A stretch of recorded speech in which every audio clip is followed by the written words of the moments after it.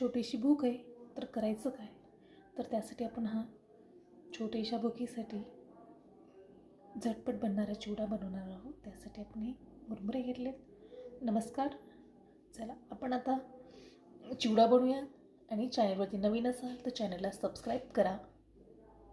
इकडे आपण कढाई ठेवली आहे. या कढाईमध्ये तेल घालायचे.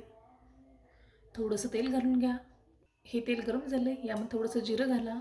हे जिरं भाजलं. यामध्ये हे शेंगदाणे हे छान असे परतवून घ्या. यामध्ये हे लसूण पेस्ट घाला. हे सुद्धा मिक्स करून घ्या. हे जिरं पावडर, धन पावडर, हे थोडंसं हिंग.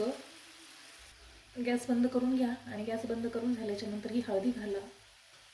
हे मिक्स करून घ्या. आणि यामध्ये हे मुरमुरे घाला. हे मिक्स करून घ्या. हे मिक्स करून झाले आपलं. आणि पाहू शकता असा छान आपला कुरकुरीत चिवडा तयार झाला आहे. नक्कीच ट्राय करा.